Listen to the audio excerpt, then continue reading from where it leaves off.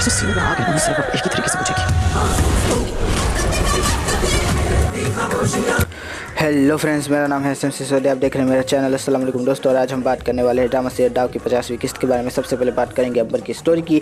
तो अंबर की स्टोरी जैसे शुरू हुई वैसे ही ख़त्म हो गई। उसने एहसन को फ़ोन लगाया और कहा कि एहसन जल्दी मेरा रिश्ता लेकर आओ एहसन। लेकिन एहसन कहता हुआ कि अभी काम से फ्री हुआ हूँ, अभी मैं दुबई जाने वाला हूँ। तो बेचारी अंबर टेंशन लेती हुई कहती हुई कि ये तुम क्या बकवास कर रहे हो, कहा मतलब कि घूमने फिरने में लग गए हो, मेरा रिश्ता लेकर आओ इससे पहले कि मेरी माँ मेरा रिश्ता कहीं और कर दे। लेकिन वही बात है कि एहसन हमारी अंबर को झूठी ढारस देता हुआ, उम्मीद बढ़ाता हुआ कि मैंने अपने बाप से बात कर ली है, बहुत जल्द तुम्हारे यहाँ रिश्ता लेकर आऊँगा। अंबर बेचारी मतलब कि अंबर में चली गई ये बात सुनकर और काफ़ी ज़्यादा मतलब कि खुशहाल। देखते हैं इसके साथ आगे क्या होता है।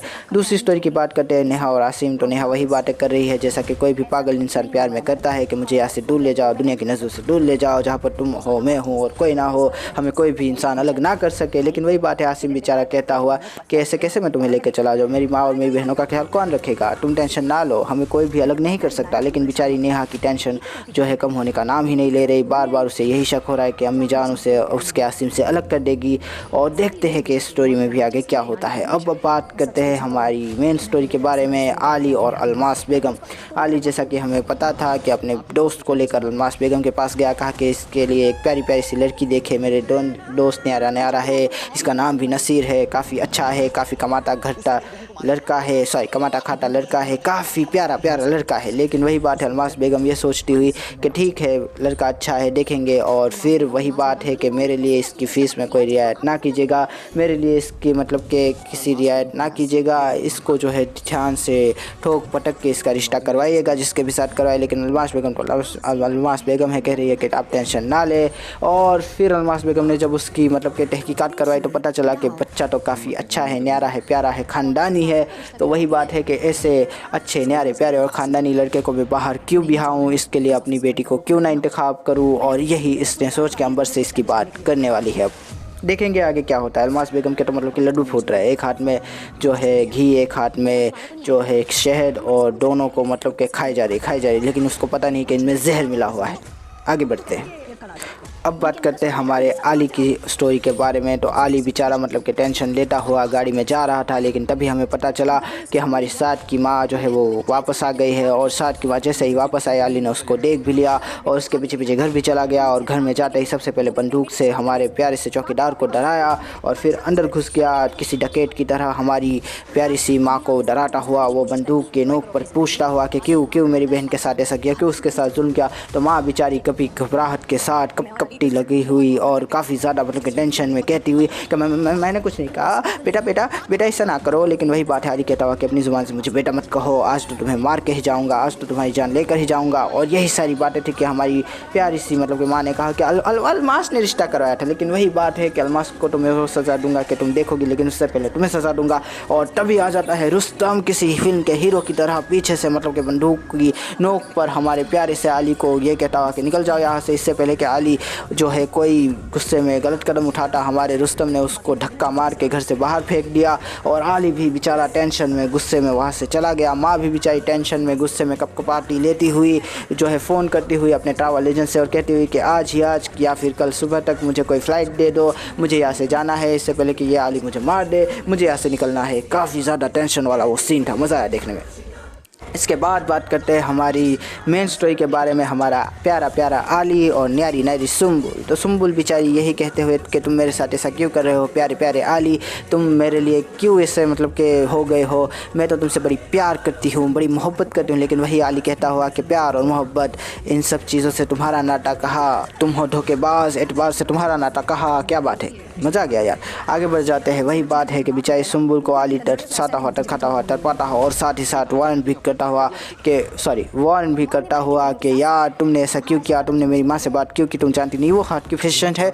लेकिन वही बात है कि बेचारी हमारी सुम्बुल कहती हुई कि मेरा हक, और वही बात है कि तुम जैसे के मुँह से हक और फ़र्ज़ की बात अच्छी नहीं लगती। फिर मतलब कि सुम्बुल का पारा बढ़ता हुआ वही सारी बातें जो हम पिछली बार कर गए थे। और फिर आगे बढ़ी बात और बेचारा आली वहाँ से चला गया माँ के पास। जैसे ही वो गया तो पूरी की पूरी ट्यून चेंज हो गई, मतलब कि पूरी की पूरी सुम्बुल को उसने आंखों पे बिठा लिया, पलकों पे बिठा लिया, सर पे बिठा लिया, कानों पे बिठा लिया, शानों पे बिठा लिया, पता नहीं कहाँ कहाँ बिठा लिया। और वही बात है, सुम्बुल बेचारी हैरान होती हुई है, हसरत से अली की तरफ देखती हुई कहती हुई कि अली तुम ऐसे हमेशा क्यों नहीं रह सकते। लेकिन तभी मतलब कि सुम्बुल से ये पूछती हुई है उसकी माँ कि तुम कहाँ जाना चाहती हो इस हनीमून पे। तो हमारी सुम्बुल कहती हुई कि मुझे तो जो है पहाड़ अच्छे लगते हैं, मुझे तो पर्वतों की खाई के अंदर डूबना पसंद है। तो अली ने कहा कि वही तुम्हें डुबाऊँगा, तुम टेंशन ना लो हमारी प्यारी प्यारी सुम्बुल। और वही बात है कि सुम्बुल और अली एक दूसरे को देखते हुए, समझते हुए, सोचते हुए कि ये क्या हो रहा है हम दोनों के साथ। फिर आगे थोड़ी सी बात चलती है, अली जो है मतलब कि घर आता है और सुम्बुल किसी फ्रेम में अपनी और अली की फ़ोटो फिक्स करती हुई। लेकिन तभी अली कहता हुआ कि ये क्यों किया तुमने ये।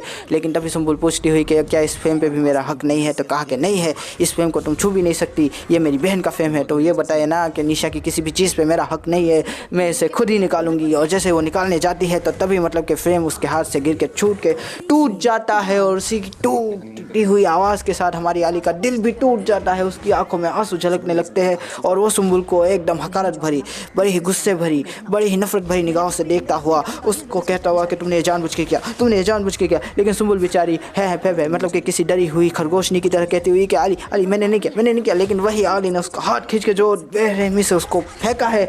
मुझे बड़ा दुख हुआ दोस्तों, हमारी प्यारी प्यारी सुम्बुल के साथ इतना ख़राब व्यवहार, इतना दुर्व्यवहार, या अल्लाह ये क्या हो गया है। लेकिन वही बात है कि बेचारी सुम्बुल ये सब कुछ सहती हुई, अली के जुल्म सितम को सहती हुई, सोचती हुई कि अली तुम ऐसे क्यों हो गए हो। अली तुम तो मेरे प्यारे प्यारे अली थे और तुम मुझे इस तरह से क्यों डांट डपट कर रहे हो, क्यों मुझे इस तरह से अजियत देते हो अली। और इसी सोच के साथ टक्या लेके बाहर जाती हुई। लेकिन अली कहता हुआ चाप यही सो। और बेचारी सुम्बुल आंखों में आंसू लिए वहाँ पर बैठ जाती है और अली को देखती रहती है और पुरानी यादें ताज़ा करती है, जो अच्छी यादें थी, जो बुरी यादें थी। और यही सोचती हुई कि अली तुम मेरे साथ अच्छा नहीं कर रहे हो अच्छा मेरे साथ।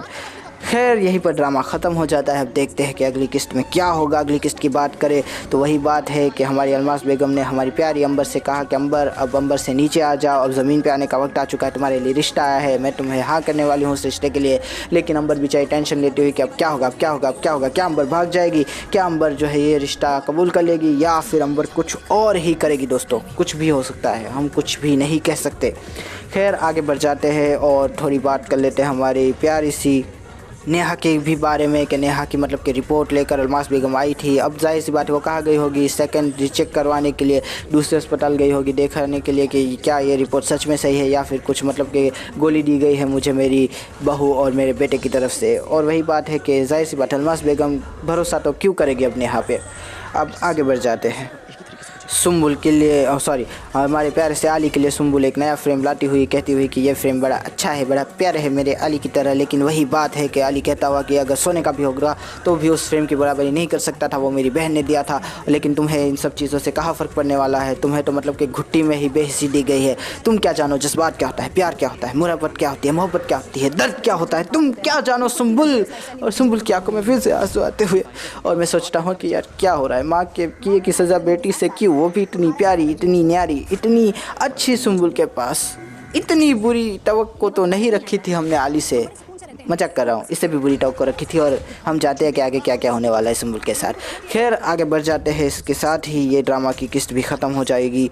ऐसा लगता है कि मज़ा आने वाला है, आगे चल के और भी ज़्यादा ख़तरनाक ये ड्रामा होने वाला है। जिस तरह से अली ने अल्टीमेटम दिया है कि तुम तीनों को तो मैं नहीं छोड़ूंगा, इतनी खौफनाक सज़ा दूंगा कि लोग तुमको देख कर इबरत हासिल करेंगे। तो काफ़ी ज़्यादा मज़ा आने वाला है, काफ़ी ज़्यादा डेंजर हो गया है ड्रामा। और इसी के साथ हमारा रिव्यू भी काफ़ी लंबा हो रहा है। तो आशा करता हूँ आपको ये वीडियो पसंद आया होगा। अगर पसंद आया तो लाइक कीजिए, शेयर कीजिए, सब्सक्राइब कीजिए, ज़्यादा पसंद आया तो कमेंट भी कीजिए। दोस्तों थैंक यू, खुदा हाफिज़, अपना ध्यान रखिएगा, थैंक यू।